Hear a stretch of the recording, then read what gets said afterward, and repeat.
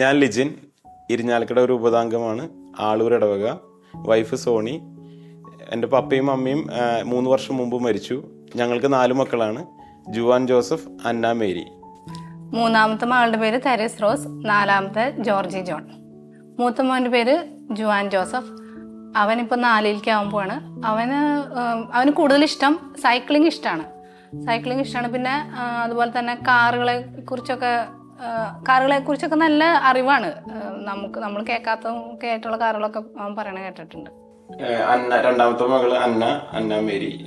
അവളിൽ കുറച്ചും കൂടി അങ്ങനത്തെ, അതായത് ഡ്രോയിങ് ഭയങ്കര ഇഷ്ടമാണ്. നമ്മളതുപോലെ ഡ്രോയിങ് കണ്ടിട്ട് അങ്ങനത്തെ ഒരു ഇഷ്ടം കണ്ടിട്ട് അവൾക്കൊരു സ്പെഷ്യൽ കോച്ചിങ് പോലെ സ്കൂളിൽ തന്നെ അത് ചെയ്യുന്നുണ്ട്. ചില കാര്യങ്ങളിൽ എൻ്റെ പപ്പയുടെ പോലെയാണ്. അതായത് കുറച്ച് ചില സമയത്ത് കാര്യങ്ങളെല്ലാം മനസ്സിലാക്കി ചെയ്യാനും അങ്ങനത്തെ കാര്യങ്ങളൊക്കെ ചെയ്യും. പിന്നെ മൂന്നാമത്തെ മകൾ തെരേസ്, തെച്ചെന്ന് വിളിക്കും. അവളിപ്പോ അംഗനവാടിയിലായിട്ടുള്ളൂ. എന്നാലും കുറച്ചൊക്കെ കാര്യങ്ങൾ, അതായത് അംഗനവാടിയിലെ ആ സമയത്തിന്റെ ഒരു പ്രായത്തിന്റെ കാര്യങ്ങൾ നടക്കുന്നു. പിന്നെ അവള് അംഗനവാടി അത്യാവശ്യം പഠിച്ച കാര്യങ്ങൾ വരുന്നു. അന്നയും തെരേസാണ് കുറച്ചും കൂടി ഞങ്ങളുടെ താഴെയുള്ള മോനെ ഒരു കെയറിങ്ങും കെയറിങ് കൂടുതലുള്ളത്. അന്നയ്ക്കാണ് കുറച്ചും കൂടി കെയറിങ് ഉള്ളത്. എന്നാലും തെരേസിനും ഇതുപോലെ തന്നെയാണ്. ഇപ്പോൾ ജോർജീനൊക്കെ കരയാണെങ്കിൽ ഒക്കെ ഉണ്ണി കരയണോ അമ്മ എന്ന് പറഞ്ഞാൽ എൻ്റെ അടുത്തേക്കൊക്കെ വരും. കാരണം അംഗനവാടി പഠിക്കുന്ന ഒരു കൊച്ചിൻ്റെ നമ്മൾ അത്രയ്ക്ക് അല്ലേ പ്രതീക്ഷിക്കാനുള്ളൂ. അതുപോലെ പിന്നെ മോനാണെങ്കിലും ഈ താഴെയുള്ള ഉണ്ണിയുടെ കാര്യത്തിൽ 3 പേർക്കും ഒരു പ്രത്യേക ഇഷ്ടമുണ്ട്. ഇപ്പോൾ മോനാണെങ്കിലും കൂടെ വന്ന് കിടക്കലും അങ്ങനെ കാര്യങ്ങൾ. പിന്നെ താഴെയുള്ള മോനെ അപ്പോൾ അവരെ വിശ്വസിച്ച് ഏൽപ്പിക്കാൻ, ഇപ്പോൾ കട്ടിലുമേ കിടന്ന് അവൻ താഴത്തേക്ക് അങ്ങനെ ഉരുണ്ട് പോണ ഒരു സമയമൊക്കെ ആയിട്ടുണ്ട്. അപ്പോൾ നമുക്ക് മക്കളോട് പറഞ്ഞു കഴിഞ്ഞാൽ അവർ നോക്കി നിന്നോളൂ. അപ്പോൾ നമുക്ക് കുറച്ചും കൂടി ഫ്രീ ആവാൻ പറ്റാറുണ്ട്. പിന്നെ തെരേസ്, മൂന്നാമത്തെ മോള് തെരേസ്, അവള് കുറച്ചും കൂടി നന്നായി നമ്മുടെ അടുത്ത് സംസാരിക്കാനും ഒക്കെ നല്ല ഒരു മിടുക്കിയാണ്.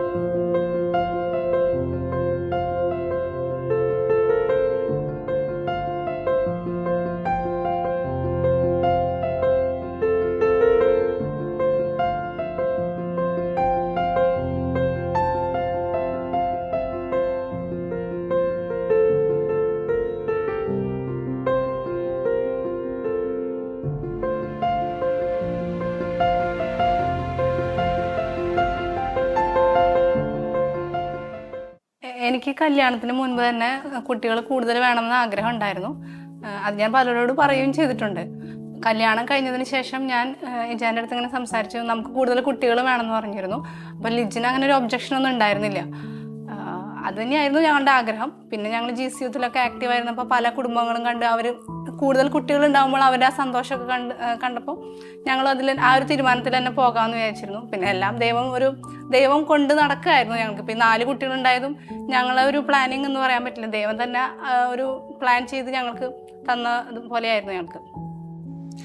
ഈശോയുടെ തീരുമാനം അനുസരിച്ച് തന്നെയാണ് പോയേക്കുന്നത്. അതായത് ഞങ്ങൾക്ക് അങ്ങനെ തടസ്സങ്ങൾ എന്ന് പറയും. ഇപ്പോൾ സോണി പറഞ്ഞ പോലെ തന്നെ നമ്മൾക്ക് അങ്ങനെ ഒരു കുട്ടികളുടെ റെസ്ട്രിക്ഷനോ കൗണ്ട് റെസ്ട്രിക്ഷനോ നമുക്ക് ഇത്ര മതി എന്നുള്ളൊരു സംഭവമൊന്നും, അങ്ങനെ ഒരു തീരുമാനമെടുക്കേണ്ടതായിട്ടോ അങ്ങനെ ഒരു ബുദ്ധിമുട്ടോ അങ്ങനെ സംഭവങ്ങളൊന്നും നമുക്ക് തോന്നിയിട്ടൊന്നുമില്ല.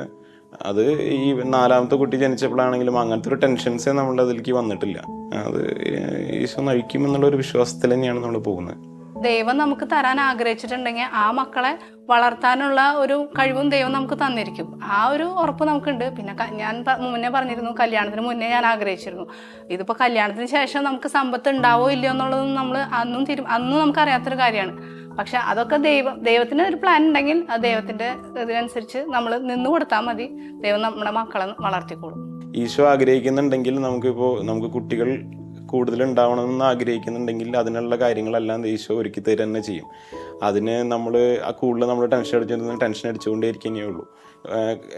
കാര്യം ഇത് തന്നെയാണ്. അതായത് നമുക്ക് കുട്ടികളെ പഠിപ്പിക്കാൻ സാമ്പത്തികം അതെല്ലാം ഈശോ ഒരുക്കി തരും. അതിന് നമ്മൾ ടെൻഷൻ അടിച്ചുകൊണ്ടിരുന്നിട്ട് പ്രത്യേകിച്ച് ഒരു ഉത്തരവും കിട്ടില്ല നമുക്ക്. അത് ഒരുക്കി തരുന്നുള്ളൊരു വിശ്വാസത്തിൽ നമ്മൾ മുന്നോട്ട് പോയി കഴിഞ്ഞാൽ എല്ലാം ക്രമീകരിക്കപ്പെടും. കുടുംബം, പിള്ളേര് കൂടുതലുണ്ടായാലും കുറവായാലും നമുക്കിപ്പോൾ രോഗങ്ങൾ വരാണെന്നുണ്ടെങ്കിൽ, ഇപ്പോൾ എനിക്കൊരു കോൾഡ് വരാണെന്നുണ്ടെങ്കിൽ എൻ്റെ വീട്ടിലെല്ലാവർക്കും കിട്ടും. അതുപോലെ തന്നെയാണ് കുട്ടികൾക്ക് ഇപ്പോൾ ഒരു ഇത് വന്നിട്ടുണ്ടെങ്കിൽ 4 പേർക്ക് എല്ലാവർക്കും കഴിഞ്ഞിട്ടാണ് ആ ഒരു ഇത് കഴിയുള്ളൂ. അത് ഉള്ള കാര്യം തന്നെയാണ്. നമ്മളതിനെ ഒരു ഇതിൽ നിർത്തുക, നമ്മളത് എക്സ്പെക്റ്റഡ് ആയിരിക്കണം. വരും നിരോധിച്ച് വന്നു കഴിഞ്ഞാൽ എല്ലാവർക്കും വന്നിരിക്കും എന്നുള്ളത്. അല്ലാതെ കുട്ടികളെ കെയറിങ് എന്നുള്ളത് ഇപ്പോൾ ചിലപ്പോൾ മൂത്തവൻ ഇപ്പോൾ താഴെയുള്ള കൊച്ചിനെ നോക്കണമെന്നുണ്ടെങ്കിൽ മൂത്തവനെ, അതായത് കുറച്ചും കൂടിയും പ്രായമായി കഴിയുമ്പോൾ അവർ തന്നെ നോക്കിക്കോളും. അതായത് അതിനെ അങ്ങനെ യൂസ്ഡ് ആക്കുകയാണ് നമ്മൾ. ഒബിയസ്ലി ഒരു വളർന്നു വരുന്ന ഘട്ടത്തിൽ മാതാപിതാക്കൾക്ക് അതിൻ്റെതായ ബുദ്ധിമുട്ടുകളും കാര്യങ്ങളും ഉണ്ടാവും. ഇപ്പോൾ അവരെ പള്ളിയിൽ കൊണ്ടുപോകണമെന്നുണ്ടെങ്കിൽ എല്ലാ കാര്യങ്ങൾക്കും അതിൻ്റെതായ ബുദ്ധിമുട്ടുകളും ഉണ്ടാവും. പക്ഷേ അത് പതുക്കെ മൂത്ത ആൾക്കാർ താഴെ ആൾക്കാരെ നോക്കി അങ്ങനെ ഒരു ശീലിപ്പിച്ച് കഴിഞ്ഞാൽ എനിക്ക് തോന്നുന്നു അത് ഹാൻഡിൽ ചെയ്യാൻ എളുപ്പമായിരിക്കും എന്നാണ് എനിക്ക് തോന്നുന്നത്. ഇപ്പം ഞാൻ കുറേ വലിയ കുടുംബങ്ങളുള്ളവർ പറയണ കേട്ടിട്ടുണ്ട്, നമുക്ക് കൂടുതൽ കുട്ടികളുണ്ടാകുമ്പോൾ വലിയവർ ചെറിയവരെ നോക്കും എന്നുള്ളത്. പക്ഷെ അത് ഇപ്പോൾ ഈ ഞങ്ങളുടെ 4ാമത്തെ കൊച്ചൊക്കെ ആയി തുടങ്ങിയപ്പോൾ ഞങ്ങൾക്ക് കുറച്ച് 3ാമത്തെ കൊച്ചായപ്പോൾ തുടങ്ങി ഞങ്ങൾക്ക് കുറച്ച് മനസ്സിലായി തുടങ്ങി. കാരണം ഞങ്ങളുടെ മൂത്തവർ കുറച്ചും കൂടി ഈ ഒരു കാര്യത്തിൽ ചില കാര്യങ്ങളിൽ ഇവർ കുറച്ച് മെച്ചുവേർഡായിട്ട് ഇങ്ങനെ കുട്ടികളുടെ കാര്യങ്ങൾ നോക്കുമ്പോൾ കുറച്ച് നമ്മളുടെ തന്നെ കുറച്ച് കാര്യങ്ങളിലൊക്കെ നമുക്ക് റിലീഫ് ആവാൻ പറ്റുന്നുണ്ട്. എല്ലാം നമ്മൾ തന്നെ ചെയ്യണം എന്നുള്ളൊരിത് നമുക്ക് തോന്നാറില്ല. പിന്നെ ഒരു സ്ട്രഗിൾ വരുന്നതെന്ന് പറഞ്ഞു കഴിഞ്ഞാൽ എന്നെ സംബന്ധിച്ചിടത്തോളം എനിക്കൊരു സ്ട്രഗിൾ വരുന്നത് എക്സാമിൻ്റെ സമയത്ത് മൂത്ത കുട്ടികളെ പഠിപ്പിക്കുമ്പോഴാണ് ഈ താഴെയുള്ളവർ വന്നിട്ട് എൻ്റെ ഇടപെടൽ. ആ ഒരു സമയത്ത് മാത്രമാണ് നമുക്ക് കുറച്ചൊരു സ്ട്രഗിൾ വരുന്നത്. പക്ഷെ അത് നമുക്ക് ഹാൻഡിൽ ചെയ്യാൻ പറ്റാറുണ്ട്.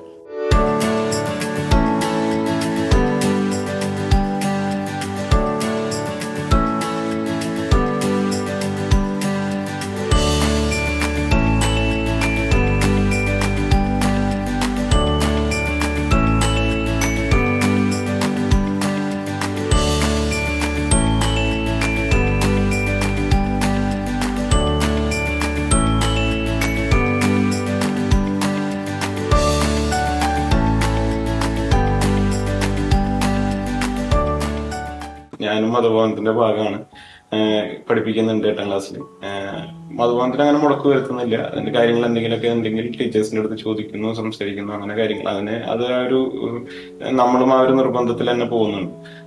ബാക്കി കുട്ടികൾ ഇവിടെ കുടുംബ പ്രാർത്ഥനയാണെങ്കിലും അങ്ങനത്തെ കാര്യങ്ങളിലൊന്നും അങ്ങനെ സ്കിപ്പായി പോകാത്ത രീതിയിൽ തന്നെ നടക്കുന്നുണ്ട്. ഇപ്പൊ അവരെ കുടുംബ പ്രാർത്ഥനയിൽ തന്നെ ആണെങ്കിൽ അവരെ കൊണ്ട് തന്നെ പതുക്കെ പ്രാർത്ഥനകൾ പഠിപ്പിച്ച് ബൈബിള് വായിപ്പിച്ച് അങ്ങനെ അവരെ മുമ്പ് വെറുതെ നോക്കിയിരിക്കൽ മാത്രമല്ലാതെ അവരെ കൊണ്ട് തന്നെ പ്രാർത്ഥനകൾ ചെല്ലിച്ച് അങ്ങനെ ചെയ്യിപ്പിച്ചു പഠിപ്പിച്ചു കൊണ്ടുവരുന്നു. കാറ്റഗിസ്റ്റിന് മൂത്ത മോനും 2ാമത്തെ മോളാണ് ഇപ്പോൾ കാറ്റഗിസ്റ്റിന് പോയിക്കൊണ്ടിരിക്കുന്നത്. കുടുംബ പ്രാർത്ഥന ഞങ്ങൾ ആദ്യം എന്താ വെച്ച് കഴിഞ്ഞാൽ മക്കളൊക്കെ ഉണ്ടാവുന്നതിന് മുമ്പ് ഞങ്ങൾക്ക് നേരം വൈകിട്ടായിരുന്നു പ്രാർത്ഥന. പിന്നെ എന്താ വെച്ച് കഴിഞ്ഞാൽ ഇവർ സ്കൂളിൽ പോയി തുടങ്ങിയപ്പോൾ ഇവർ ഒരു 9 മണിയൊക്കെ ആകുമ്പോഴേക്കും ഇവർ ഉറങ്ങും. അപ്പോൾ പിന്നെ നമ്മൾ കുടുംബ പ്രാർത്ഥന ഒരു 8 മണിക്ക് ആക്കി. അപ്പോൾ 8 മണിക്ക് കുടുംബ പ്രാർത്ഥന ചെയ്ത് 8:30 ആകുമ്പോഴേക്കും ചോറുണ്ട് കിടന്നുറങ്ങുക, അങ്ങനെ ആക്കി ഞങ്ങൾ.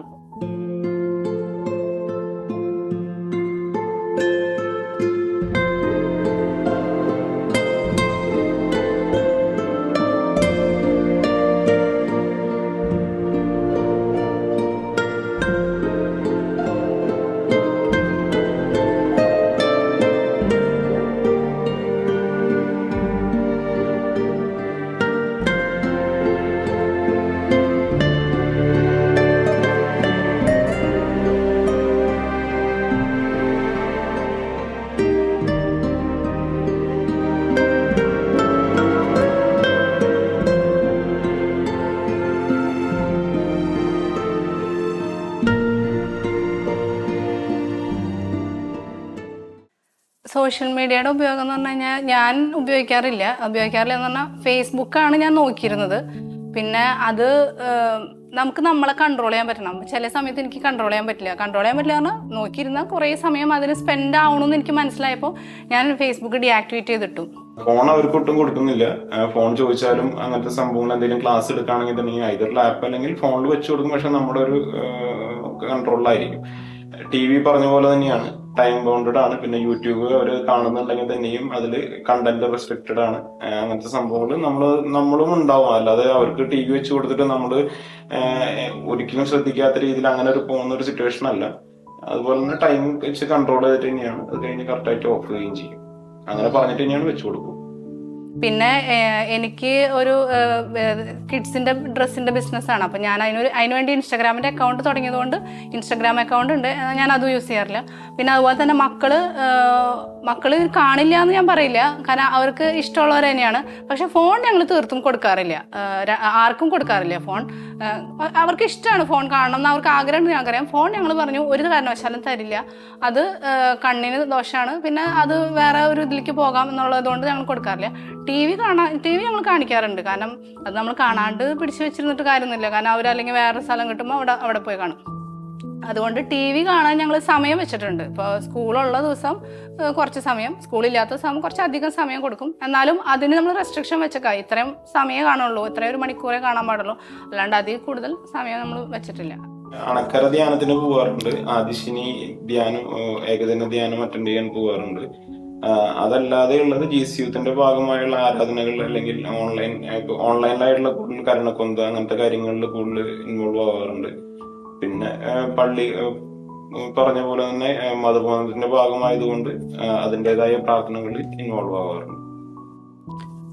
ആരാധനയ്ക്ക് ഇരിക്കാൻ ശ്രമിക്കാറുണ്ട്. അതായത് നമുക്ക് സമയം കിട്ടുമ്പോൾ, ഇപ്പോൾ പ്രത്യേകിച്ച് മോളെ അംഗനവാടിയിൽ കൊണ്ടാക്കാനൊക്കെ പോകുമ്പോൾ അത് കഴിഞ്ഞിട്ട് ഞങ്ങൾക്ക് അടുത്ത് തന്നെ ആരാധന കേന്ദ്രം ഉണ്ട്, അപ്പോൾ അവിടെ ഇരിക്കാറുണ്ട്. അപ്പോൾ കൂടുതലും എനിക്കൊക്കെ എന്ന് പറഞ്ഞു കഴിഞ്ഞാൽ ആരാധനയ്ക്ക് ഇരിക്കുമ്പോഴാണ് കൂടുതൽ സമയം ആ ഒരു ഈശോൻ്റെ സ്നേഹമൊക്കെ മനസ്സിലാക്കാനും, കുറച്ചധികം നേരം ഇരിക്കുമ്പോഴാണ് ഈശോ നമ്മളോട് പറയുന്ന കാര്യങ്ങളൊക്കെ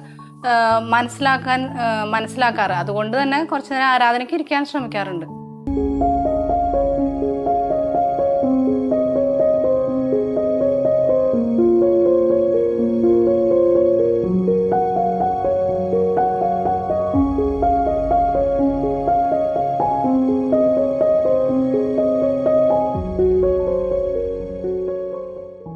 സോണിയുടെ ഗുണങ്ങൾ എന്ന് പറഞ്ഞു കഴിഞ്ഞാൽ ഒന്ന് പിള്ളേരെ നോക്കുന്ന കാര്യങ്ങൾ എന്ന് പറഞ്ഞാൽ ഉഷാറാണ്, ഭയങ്കര കെയറിങ് ആണ്. ഞാൻ തന്നെ അത്ഭുതപ്പെട്ടു പോകാറുണ്ട് ഇവർക്കൊക്കെ ഇത്ര കെയർ ചെയ്യാൻ പറ്റണേത്. പിള്ളേരുടെ പഠനത്തിന്റെ കാര്യങ്ങളെല്ലാം സോണി തന്നെയാണ് നോക്കുന്നത്. പിന്നെ നമ്മളുടെ വാക്കിന് ഭയങ്കരമായിട്ട് വില കൊടുക്കും. നല്ല ധൈര്യമാണ്. നമുക്ക് എന്ത് കാര്യം നമ്മൾ ചെയ്യുകയാണെങ്കിൽ ഞാൻ പറയും, എന്നെ ഭയങ്കരമായിട്ട് സപ്പോർട്ട് ചെയ്യും. ചെയ്തോ, കുഴപ്പമൊന്നുമില്ല. നമുക്കൊരു പേടി വരുന്ന സമയത്ത് ഞാനങ്ങനെ ചോദിക്കുകയാണ്, ഇപ്പം അങ്ങനെ ചെയ്യട്ടെ, നീ ചെയ്തോ, അതിനിപ്പോൾ എന്താ കുഴപ്പമെന്ന് പറഞ്ഞ് നമുക്ക് ഭയങ്കര സപ്പോർട്ടീവ് ആവാറുണ്ട്. എൻ്റെ കല്യാണം ആലോചിച്ച് തുടങ്ങി കഴിഞ്ഞപ്പോൾ എനിക്ക് ഓർമ്മയുള്ള ഒരു കാര്യം എന്ന് വെച്ച് കഴിഞ്ഞാൽ കുറെ പെണ്ണുകളിൽ നടന്നിട്ടുണ്ട്. പപ്പയും മമ്മിയും ചേട്ടനും കൂടിയാണ് വന്നിരുന്നത്. കുറെ ചായ കുടി കഴിഞ്ഞ് വീണ്ടും നമുക്കൊരു ബ്രോക്കർ ത്രൂ സോണിയുടെ ഇതുപോലെ ആലോചന വന്നു. അപ്പോൾ പോയി കണ്ടു, അങ്ങനെ ഇഷ്ടപ്പെട്ടു. അതായത് ഞാൻ എല്ലാവരോടും പറയാറുണ്ട്, തലയിൽ വരച്ചത് നമുക്ക് ഇത് തന്നെയാണ്. മമ്മിയോട് വെള്ളമൊക്കെ ചോദിച്ചത് എനിക്ക് ഓർമ്മയുണ്ട്. പരമാവധി എനിക്ക് ഓപ്പൺ ആയിട്ട് തന്നെ സംസാരിക്കാൻ പറ്റിയെന്ന് തന്നെയാണ് എൻ്റെ വിശ്വാസം. സോണി ഇപ്പോഴും എന്നെ പറഞ്ഞ് കളിയാക്കാറുണ്ട്. ലിജിന്റെ ഫ്രണ്ട് സർക്കിളിനെ പറ്റിയൊക്കെ കുറച്ച് കാര്യങ്ങളൊക്കെ സംസാരിച്ചിരുന്നു. രണ്ടും ദൈവവിളി തന്നെയാണ്. കല്യാണം കഴിക്കാന്നുള്ളതെങ്കിലും സന്യസ്തരാവാന്നുള്ളതെങ്കിലും ദൈവവിളി തന്നെയാണ്.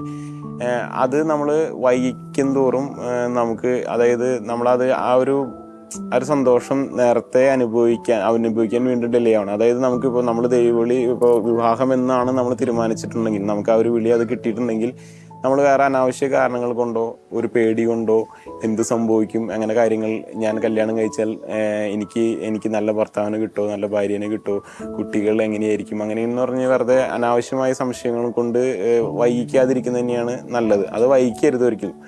അത് നമുക്ക് കിട്ടുന്ന ദൈവവിളിയോട് കാണിക്കുന്ന ഒരു റിജക്ഷൻ പോലെ തന്നെയാണ് നമ്മൾ ഡിലേ ആക്കുന്നത്. ദൈവത്തിന്റെ വിളി എന്താണെന്ന് നമ്മൾ മനസ്സിലാക്കണം. അത് വിവാഹ വിളിയാണോ, ഇപ്പോൾ യുവതികൾക്കാവുമ്പോൾ കന്യാസ്ത്രീ ആവാനാണോ അല്ലെങ്കിൽ വിവാഹമാണോ എന്നുള്ള 2 വിളികളാണ് ഉള്ളത്. അതിലേതാന്ന് നമ്മൾ ദൈവത്തിന്റെ ഏതാന്ന് ഇഷ്ടം മനസ്സിലാക്കി നമ്മളത് അതിൻ്റെതായ സമയത്ത് തന്നെ ചെയ്യണം. അല്ലാണ്ട് കുറേ വൈകിച്ച് ഒരു വിവാഹം നടത്തുന്നതിനോട് യോജിപ്പില്ല. അതിന് ദൈവം നമുക്ക് സമയം തന്നിട്ടുണ്ടാവും. ആ ഒരു സമയത്ത് തന്നെ ചെയ്യണമെന്നാണ് ഏറ്റവും മനോഹരം.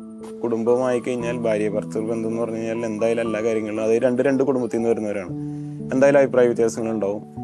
ഈവൻ എല്ലാ കാര്യങ്ങളിലും, ചിലപ്പോൾ വീട്ടിലെ കറി, ഭക്ഷണ സാധനങ്ങളുടെ ഇതിലായിരിക്കും, എല്ലാത്തിലും ഉണ്ടാവും. അത് ഒരു അഭിപ്രായ വ്യത്യാസം. നമ്മളൊരു കുറച്ച് പണങ്ങളുടെ ഒരു അവസ്ഥയിലേക്ക് വന്നാലും ഞങ്ങളുടെ ഒരു സിറ്റുവേഷനിൽ അങ്ങനെ ഉണ്ടാവാറുണ്ട്. പക്ഷെ അത് ഒരു ദിവസം കൂടുതൽ നീണ്ടിരിക്കാൻ പരമാവധി ഞങ്ങൾ ശ്രമിക്കാറുണ്ട്. മാക്സിമം ഞങ്ങൾ തന്നെ അത് ഇടപെട്ട് ഒരു മാക്സിമം 1-1.5 ദിവസം കൊണ്ട് തന്നെ അത് തീർത്ത് വീണ്ടും സ്നേഹത്തിലാവാറുണ്ട്. അതെല്ലാ കുടുംബങ്ങളിലും ഉണ്ടാവും. ഉണ്ടാവില്ല എന്ന് പറയരുത്, പക്ഷെ ഉണ്ടാവും. പക്ഷെ അതിങ്ങനെ തീർക്കണം. നമ്മൾ തീർക്കാനുള്ള, ഒന്നില്ലെങ്കിൽ ഇപ്പം എൻ്റെ സൈഡാണ് ശരി, ഞാൻ അവളിങ്ങോട്ട് വരട്ടെ എന്ന് പറഞ്ഞ് വിചാരിച്ചിരുന്നു കഴിഞ്ഞാൽ ചിലപ്പോൾ അവിടെ ഒരു മൈൻഡ് ബ്ലോക്ക് ഉണ്ടാവും. അപ്പോൾ ചില കാര്യങ്ങൾ ഞാൻ തന്നെ, എൻ്റെ സൈഡ് ശരിയാണെങ്കിലും ഞാൻ തന്നെ ചെന്ന് സോൾവ് ആക്കാറുണ്ട്. അതുപോലെ തിരിച്ച് സോണിയതായാലും അങ്ങനെ തന്നെയാണ്. ഞങ്ങൾക്ക് കല്യാണം കഴിഞ്ഞിട്ട് എല്ലാവരും പോണ പോലെ ഹണിമൂണൊന്നും ഞങ്ങൾക്ക് പോകാൻ പറ്റിയില്ല. ജോലിയുടെ തിരക്കും ഒക്കെ ഉള്ളതുകൊണ്ട് അത്രയും ലീവ് എടുക്കാന്നുള്ളൊരു ഇതുണ്ടായില്ല. അതിനുശേഷം മൂത്ത മോനെ ക്യാരിങ് ആയ സമയത്ത് ഒരു 7-ാം മാസമൊക്കെ ആയപ്പോൾ ഞങ്ങൾ മൂന്നാർ പോയിരുന്നു. അതിപ്പോഴും നല്ലൊരു മെമ്മറി ആയിട്ട് തന്നെ നിൽക്കുന്നുണ്ട്. പിന്നെ ജോലിയുടെ ഒരു തിരക്ക് മൂലം കുറേ സ്ഥലങ്ങളിലൊന്നും പോകാൻ പറ്റിയില്ലെങ്കിലും ദൂരയാത്രകൾ ഞങ്ങൾ അധികം പോയിട്ടില്ലെങ്കിലും ഞങ്ങൾ യാത്രകൾ വളരെ ഇഷ്ടമുള്ളവരാണ്. ഞങ്ങൾ രണ്ടുപേരാണെങ്കിലും യാത്രകളും ഇഷ്ടമാണ്, പുറത്ത് പോയിട്ട് ഡിഫറെൻറ്റ് ഭക്ഷണങ്ങൾ കഴിക്കാനും ഇഷ്ടമുള്ളവർ തന്നെയാണ്. അപ്പോൾ അത് രണ്ടുപേർക്കും ഒരേപോലെ ഇഷ്ടമുള്ളത് കൊണ്ട് ഞങ്ങൾ യാത്രകൾ ഇഷ്ടംപോലെ ചെയ്യാറുണ്ട്. ഇനിയൊരു ആഗ്രഹിക്കുന്ന ഒരു സ്ഥലം എന്ന് പറയുന്നത് ഡൽഹി പോകാനൊക്കെ ഞങ്ങൾ വളരെയധികം ആഗ്രഹിക്കുന്ന ഒരു സ്ഥലമാണ്. അത് നമ്മൾ പോയിട്ടുള്ള കാര്യം കുറേ ഓർമ്മകളുള്ളതുകൊണ്ട് വീണ്ടും ഫാമിലി ആയിട്ട് പോകണമെന്ന് ഒരു ആഗ്രഹമുള്ള സ്ഥലങ്ങളാണ്. ഒരുമിച്ച് യാത്ര ചെയ്യാനുള്ള സ്ഥലങ്ങളെന്ന് വെച്ച് കഴിഞ്ഞാൽ ഞങ്ങൾ ഇപ്പോൾ മക്കളാവതിന് ശേഷം മക്കൾ ക്യാരിങ് ആയിരിക്കുന്ന സമയത്തായാലും ഞങ്ങൾ ട്രിപ്പുകളൊക്കെ പോയിട്ടുണ്ട്. സോണിയൻ ഡ്രൈവ് ചെയ്യും, അപ്പോൾ മാറി മാറി ഡ്രൈവ് ചെയ്യുന്നതുകൊണ്ട് ഞങ്ങൾ ഈവൻ ബേബി മൂൺ പോലെ മൂന്നാറൊക്കെ പോയിട്ടുണ്ട്. പിന്നെ പുറത്തേക്ക് പോകാനുള്ള ആഗ്രഹങ്ങളൊക്കെ ഉണ്ട്. അത് പതുക്കെ നടക്കുമെന്ന് വിചാരിക്കുന്നു.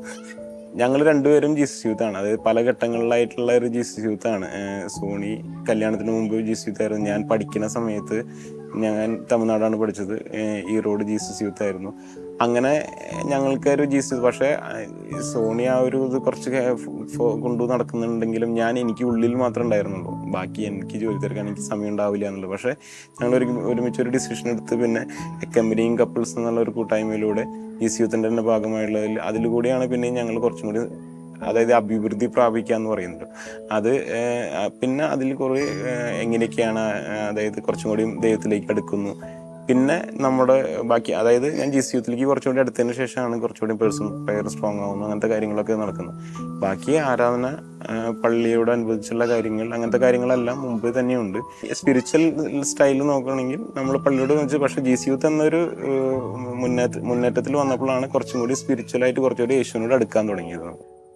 വ്യക്തിപരമായിട്ട് ഞാൻ പ്രാർത്ഥന ചെയ്യണ സമയത്ത് മാക്സിമം മെയിനായിട്ട് എൻ്റെ ഫാമിലി പിന്നെ എൻ്റെ മക്കൾ ഓരോരുത്തരെ എടുത്തെടുത്ത് പറയും. പിന്നെ അവരുടേതിലുള്ള എന്തെങ്കിലും ഒരു കുറവുകളൊക്കെ ഉണ്ടെങ്കിൽ ആ കുറവുകൾ നമുക്കറിയണ കുറവുകൾ വെച്ച് നമ്മൾ പ്രാർത്ഥിച്ച് നിയോഗം വെച്ച് പ്രാർത്ഥിക്കാറുണ്ട്.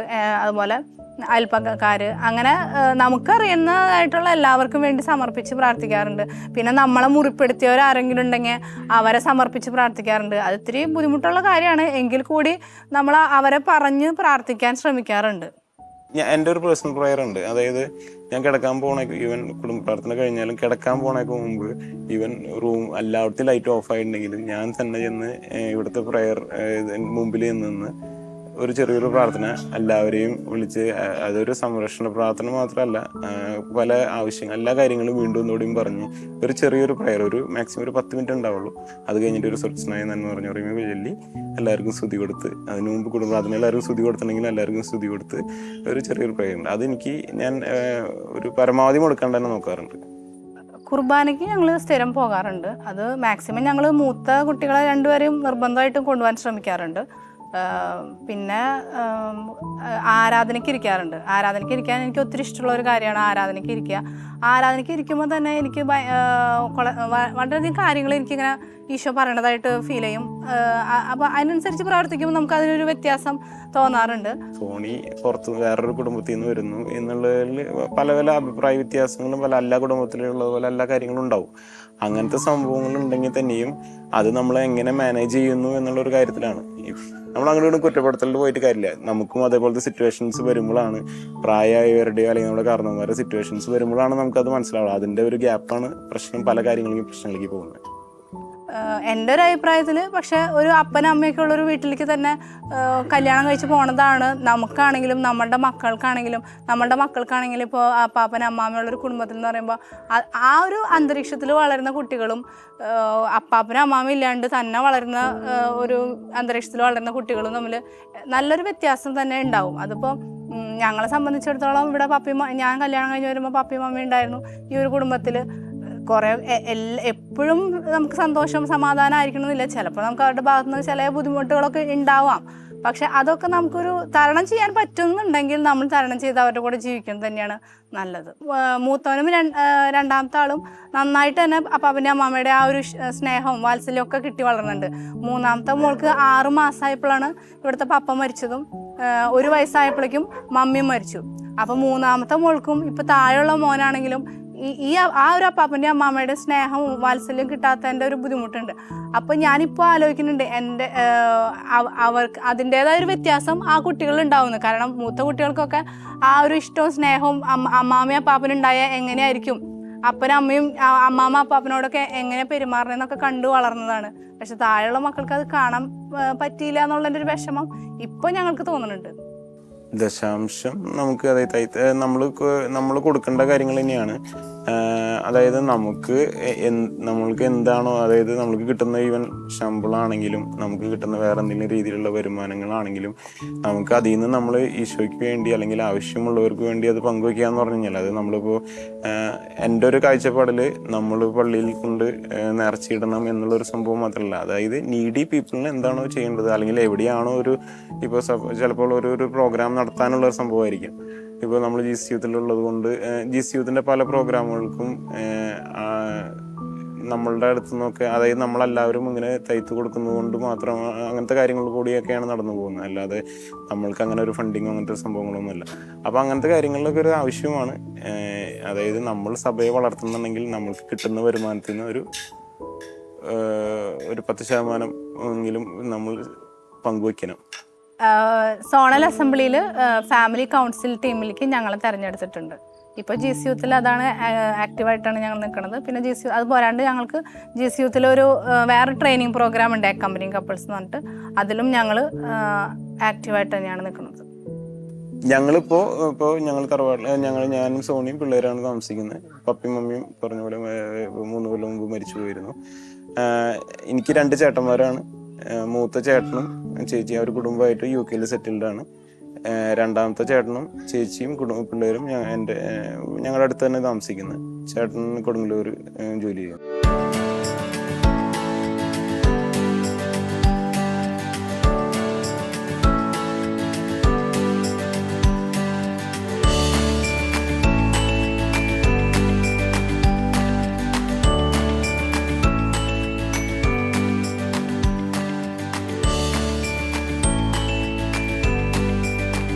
കുഞ്ഞുങ്ങൾ കൂടുതലുണ്ടായി കഴിഞ്ഞാൽ നമുക്ക് ഒത്തിരി സന്തോഷമാണ്. അതായത് നമ്മളെ കുഞ്ഞുങ്ങൾ ഇപ്പോഴത്തെ ഒരു സിറ്റുവേഷനിൽ ഇപ്പൊ ന്യൂജൻ എന്ന് പറഞ്ഞ പോലെ തന്നെ അവര് ചിലപ്പോൾ പുറത്തു പോകാൻ കുറച്ച് നാൾ കഴിഞ്ഞാൽ പുറത്ത് പഠിക്കാൻ പോകും, അല്ലെങ്കിൽ അവരെ നമുക്ക് ഒരുമിച്ച് കിട്ടുന്ന ഒരു സംഭവം. അതിപ്പോ ഒരു കുട്ടിയായാലും 2 കുട്ടിയായാലും 4 കുഞ്ഞുങ്ങളായാലും അങ്ങനെയാണ്. പക്ഷെ നമുക്ക് കൂടുതൽ കുഞ്ഞുങ്ങളോടത്തോളം ഈ നേരത്തെ പറഞ്ഞ കാര്യങ്ങൾ കണക്റ്റഡ് ആണ്. കുഞ്ഞുങ്ങൾ തമ്മിലുള്ള ഒരു ഷെയറിങ്ങോ അവർ തമ്മിലുള്ള ഒരു സ്നേഹം നമുക്ക് കണ്ടാസ്വദിക്കാൻ പറ്റും. മറ്റേതാവുമ്പോൾ ആ കുട്ടി നമ്മൾ കളിപ്പിക്കുന്നു, അല്ലെങ്കിൽ 2 പേര് അങ്ങനത്തെ ഒരു സംഭവം അതിനേക്കാൾ കൂടുതൽ അവർ തമ്മിൽ കളിക്കുന്നതോ, അവരിപ്പോ ഈ താഴെയുള്ള ജോർജ് മോനെ ബാക്കിയുള്ളവർ പിള്ളേര് മുതിർന്ന പിള്ളേര് മൂത്ത പിള്ളേരെ അവർ കളിപ്പിക്കുന്നത് നമുക്ക് കണ്ടിരിക്കാൻ ഒരു സന്തോഷമാണ്. അതൊന്ന്. അങ്ങനത്തെ കാര്യങ്ങൾ. പിന്നെ വേറെ കാര്യങ്ങൾ ഇപ്പൊ ഞാൻ സോണിയുടെ ഡെലിവറി എല്ലാം കഴിഞ്ഞത് ഡോക്ടർ ഫിൻഡോ ആണ്. അതായത് പല ഹോസ്പിറ്റലുകളും, ഞാനിപ്പോ ഹോസ്പിറ്റലിൻ്റെ പറയുന്നതല്ല, ഹോസ്പിറ്റലിലെ പല കാര്യങ്ങളും ഇപ്പൊ 3 ഫസ്റ്റത്തെ സർജറി ആയിരുന്നു. അത് കഴിഞ്ഞിട്ട് എല്ലാം നോർമലായിരുന്നു. അപ്പോ നോർമൽ സർജറി ആണെങ്കിൽ 3 ഇത് കഴിഞ്ഞാൽ ഭയങ്കര പ്രശ്നമാണ്, അങ്ങനെയാണ് ഇങ്ങനെയാണെന്ന് പറഞ്ഞ് പലവരും പേടിച്ചിരിക്കുന്ന, അതായത് വീണ്ടും കുട്ടികളുടെ ആഗ്രഹമുണ്ട്, പക്ഷെ എന്നാ ഇങ്ങനെ ആയതുകൊണ്ട് ഹെൽത്ത് ഇഷ്യൂ വരുമ്പോ എന്നുള്ളൊരു പേടി കൊണ്ടിരിക്കുന്ന പലവരും ഉണ്ട്. അപ്പോ അത് എനിക്ക് തോന്നുന്നു അങ്ങനെ ഉണ്ടെങ്കിൽ ഇപ്പൊ ഇവിടെ ഈ ഒരു ഫിൻഡോ ഡോക്ടറിന്റെ അടുത്ത് മാത്രം അങ്ങനത്തെ ഒരു പ്രശ്നം വരില്ലല്ലോ. അപ്പൊ അത് എനിക്ക് തോന്നുന്നു അത് എല്ലാം ദൈവം നോക്കിക്കോളും. അങ്ങനെ ഒരു എന്താ പറയാ, യേശു തരുന്ന ഒരു കുഞ്ഞിനെ വരുമ്പോൾ ആ അമ്മയ്ക്ക് ഫുൾ ഹെൽത്ത് ഇഷ്യൂസ് വരും എന്നുള്ളത്, അല്ലെങ്കിൽ അമ്മയ്ക്ക് ആകെ ബുദ്ധിമുട്ടാവും എന്നുള്ളൊരു സിറ്റുവേഷൻ വരത്തില്ലല്ലോ. നമ്മൾ പ്രാർത്ഥിക്കുക, നമ്മൾ വിശ്വസിക്കുക, അത് ദൈവം നടത്തിക്കോളും. എൻ്റെ ഓരോ ഡെലിവറിയും ഓരോ തരത്തിലായിരുന്നെങ്കിലും പക്ഷെ ഓരോ ഡെലിവറി കഴിയുമ്പോഴും അതായത് ഡെലിവറി കഴിഞ്ഞ ഒരു 5-6 മാസത്തേക്ക് നമുക്ക് അതിൻ്റെതായ ഒരു വേദനകൾ ഉണ്ടാവും. ഇപ്പൊ അടുത്ത് കൂടി എന്നോട് ഒരു കുട്ടി ചോദിച്ചിരുന്നു, എൻ്റെ ഒപ്പം തന്നെ ഡെലിവറി കഴിഞ്ഞ് ചോദിച്ചിരുന്നു, ഈ വേദനകളൊക്കെ നമുക്ക് ഇനി ജീവിതകാലം മുഴുവൻ ഉണ്ടാവുമോ ചേച്ചി എന്ന് ചോദിച്ചു.